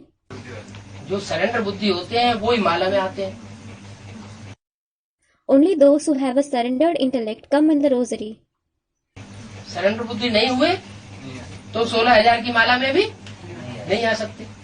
If you don't become surrendered through the intellect, you can't come in the rosary of 16,000 souls either. तो surrender वालों को कोई खींचने वाले होते हैं क्या? So, are there some who pull the ones who are surrendered? बोला माँ बाप होते हैं बच्चों के दुश्मन। It has been said, parents are the enemies of their children. क्यों? Why? ऐसे क्यों बोला मुरली में? क्यों दुश्मन होते हैं? Why has this been said in Murli? Why are they their enemies? मोह में आकर के सरेंडर हो जाते हैं उनको, तो बाबा तो उनकी तो परीक्षा माया अच्छी तरह से परीक्षा लेती है। Out of attachment, Maya thoroughly tests those who become surrendered. जब परीक्षा लेती है तो क्या होता है? When she tests them, what happens? दुखी होते हैं। They become sorrowful. तो दुख जो है वो माँ बाप को देखा नहीं जाता, So, parents are unable to see their sorrow. तो मोह के कारण नहीं देखा जाता या निर्मोही हो गए इसलिए नहीं देखा जाता। So, are they unable to see it out of attachment, or are they unable to see it because they have become free from attachment? है? मोह के कारण नहीं देखा जाता। They are unable to see it out of attachment. तो जब मोह के कारण दुख नहीं देखा जाता तो बच्चों को खींचते हैं अपने पास। So, when they are unable to see their sorrow out of attachment, they pull the children towards themselves, कि हमारे पास आ जाए, thinking they should come to us. तो पतित बनाने के लिए खींचते हैं या पावन बनाने के लिए खींचते हैं? So, do they pull them to make them impure or pure? Student, they pull them to make them pure. पावन बनाने के लिए खींचते हैं। They pull them to make them pure. अरे Arey? अच्छा चलो माँ बाप नहीं, बिहार उड़ीसा मिसाल ले लो। Acha. If not the parents, take the example of Bihar and Odisha. Bihar और उड़ीसा की ढेर सारी कन्याएं एडवांस में सरेंडर हुई, So many sisters from Bihar and Odisha got surrendered in the advance party. और सरेंडर होने के बाद ज्यादा से ज्यादा परसेंटेज में वापस चली गई। And the maximum percentage of them went back home after getting surrendered. माँ बाप नहीं गए, माँ बाप के कारण नहीं, सबका एक जैसा नहीं है। Not due to their parents, it isn't the same for everyone. तो जो वापस चली गई उनके निमित्त बने कोई ऐसे जिन्होंने पढ़ाई पढ़ाना शुरू कर दी कि राजयोग हम सिखाते हैं। So, the ones who went away, some people who became instruments for it started teaching, I teach Raj Yoga. उल्टा उन्होंने पढ़ाई पढ़ाना शुरू कर दी। They started teaching the wrong study. वो राजयोग सीखने के बदले आप बिल्कुल नीचे टूट करके बैठे हुए। Instead of learning Raj Yoga, they have broken from knowledge and are in a lowly stage. तो ये जो वाक्य है बाबा ने बोला, पावन मनुष्य सृष्टि को देवताएं बनाते हैं और पतित मनुष्य सृष्टि को डेविल बनाते हैं। So, this sentence, which Baba said, pure human beings make the world into the world of deities, and impure human beings make the world into devil world. अभी चेहरे तैयार हो रहे हैं, Faces, that is features, are becoming ready now. कोई राक्षसों के चेहरे बना रहे हैं या कोई देवताओं के चेहरे बनाए। देवता होंगे तो देवताओं के चेहरे बनाएंगे और राक्षस होंगे तो राक्षसों के चेहरे बनाएंगे। Some are preparing the features of demons, and some are preparing the features of deities. If they are deities, they will prepare the features of deities, and if they are demons, they will prepare the features of demons. खुद व्यभिचारी बनेंगे और दूसरों को भी व्यभिचारी है। कहाँ की बात? They themselves will become adulterous and make the others adulterous as well. When is it about? है ब्राह्मणों की संगम की बात। It is about the confluence age of Brahmins. पति से पावन बनाने वाला तो एक ही बाप है। There is one Father alone who purifies the sinful. अरे Arey, अभी क्या बोला, अभी क्या बोल रहे? what did he say just now, and what is he saying now? अभी तो बोला Now he said, माला से इतना प्यार क्यों है? क्योंकि माला में जो दाने हैं वो बाप के मददगार बन सारे विश्व को पावन बनाते हैं। why do they love the rosary so much? It is because the beads in the rosary become the helpers of the Father and make the entire world pure. पावन मनुष्य सृष्टि को देवताएं और पतित मनुष्य सृष्टि को डेविल बनाते हैं। Pure human beings make the world into the world of deities, and impure human beings make the world into devil world. तो बनाने वाले एक है या अनेक है? So, is there one, or are there many who make the world such? एक ही है। Student, there is one alone. Arey, यहाँ क्या बोला? पावन बनाने वाला एक ही। what did he say here? Student, there is only one who makes the world pure. पावन बनाने वाला एक है। There is only one who makes the world pure. यहाँ तो ये बोला Here it has been said, जो पतित से पावन बनाने वाला, मत ये बोला the one who purifies the sinful. It has been said, पावन मनुष्य सृष्टि को देवताएं और पतित मनुष्य सृष्टि को डेविल बनाते हैं। Pure human beings make the world into the world of deities, and impure human beings make the world into devil world. एक है कि अनेक है? So, is there one or are there many? है? सहयोग देते हैं। पावन मनुष्य सृष्टि को पावन बनाते हैं और पतित मनुष्य सृष्टि को डेविल बनाते हैं। Pure human beings make the world pure, and impure human beings make the world into devil world. तो एक हुआ या अनेक हुए? So, is there one or are there many? यानी डेविल सृष्टि बनाने वाले और पावन सृष्टि बनाने वाले ग्रुप अलग अलग है ना। It means the groups that make the devil world and the pure world are different, aren't they? जो दूसरे धर्मों के धर्म पिता हैं और उनके फॉलोअर्स हैं वो क्या है? What are the religious fathers of the other religions and their followers? वो डेविल बनाने वाले। They are the ones who make the world into devil world. वही डेविल बनाने वाले कन्वर्ट होकर के फिर वहाँ डेविल बनेंगे। Those very ones who make the world into devil world will convert and become devils again. अभी संगम युग में है कि नहीं? Are they present now in the confluence age or not? संगम युग में कौन से हैं फॉलो करने वाले धर्म पिताओं को? Who are the ones who follow the religious fathers in the confluence age? दूसरे धर्म पिताओं को फॉलो करने वाले अभी संगम युग में कौन से हैं? दो तरह के हैं फॉलो करने वाले। Who are the ones who follow the other religious fathers in the confluence age now? Those who follow are of two kinds. एक तो वो है जो कन्वर्ट हो जाते हैं, One kind is of those who convert. उधर कन्वर्ट हो गए फिर इधर कन्वर्ट होकर इधर आ गए। They convert there and have come here after being converted. एक वो है जो कभी कन्वर्ट होते ही नहीं, अपने धर्म में पक्के रहते हैं। And the other kind is of those who never convert to any other religion. They remain firm in their own religion. तो अभी संगम युग में कौन से हैं? So, who are present in the confluence age now? Radha मूर्ति की दुनिया और बीच की दुनिया। क्राइस्ट के फॉलोअर्स कुछ ऐसे हैं जो हमेशा क्रिश्चियंस ही रहते हैं, कभी देवता बनते ही नहीं। There are some of such followers of Christ who always remain Christians. They never become deities. वो आते ही हैं द्वापर युग से। They just come from the copper age. और कुछ ऐसे हैं जो देवता थे फिर द्वापर युग से कन्वर्ट होकर के क्रिश्चियन बन गए। And there are some of such ones who are deities. Then they converted and became Christians since the copper age. तो अभी संगम युग में ब्राह्मणों की दुनिया में कौन से हैं? So, who are present now in the confluence age in the world of Brahmins? उन दूसरे धर्म पिताओं को फॉलो करने वाले Who follow the other religious fathers. दो तरह के बताए ना, एक तो अपने धर्म के पक्के हैं, वो कभी कन्वर्ट होते ही नहीं। Two kinds were mentioned, weren't they? One kind is of those who remain firm in their religion, who never convert. एक वो है जो कन्वर्ट हो जाते हैं। The other kind is of those who convert. हाँ, जो भी कन्वर्ट होने वाले हैं वही तो अभी कच्चे ब्राह्मण बन रहे हैं। Student, those belonging to Christianity. Yes, those very ones who convert are becoming weak Brahmins now. तो उनके लिए बोला, So, it was said for them.